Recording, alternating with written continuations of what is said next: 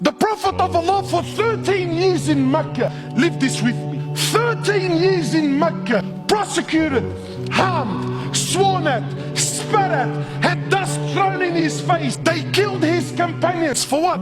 For what? What crime did he do? What crime did he do? What, he looked at someone's sister? What, he didn't cough up his money at the end of the business transaction? What crime did he do? 13 years! They boycotted him and his family for 3 years. Sahaba said we were eating the leaves of the trees until our droppings became like the droppings of animals for 3 years. For what? What crime? Sumayya radiallahu in front of the Prophet, publicly. I'm not telling you, Allah, you know what, that they started sending around a WhatsApp video about what. No. Publicly, live, in front of the Prophet and his companions. They grabbed Sumayya, a woman!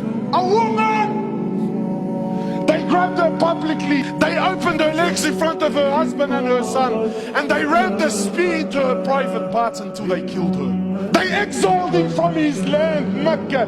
Exiled him for 18 months in Medina. 18 months he was crying. Why?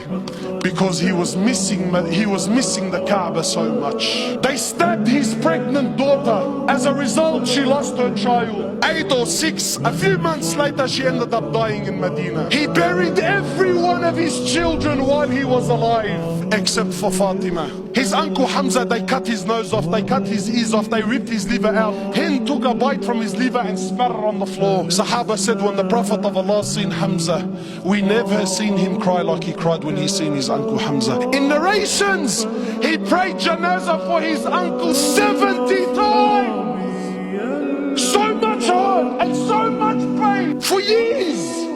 And then when Fatah Makkah came, and now he comes back victorious with an army of 10,000 companions, an army the which Arabia never seen in their lives. Men who at the drop of a word were happy to give their lives just to see him smile. He enters into the Haram of Mecca, 10,000 soldiers surrounding, and those people that harmed him for years and years and years. Where are they gonna go now, bro? Talk about the tables turning, huh? So he looks at them, he says to them, and what do you think I will do with you today? What do you think I will do today?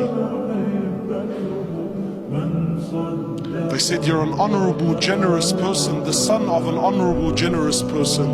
The Prophet of Allah turns around and says to the kuffar, idhabu fa antum at-tulaqa. Go, every single one of you are free, I forgive you. Where's this sunnah in our lives, man?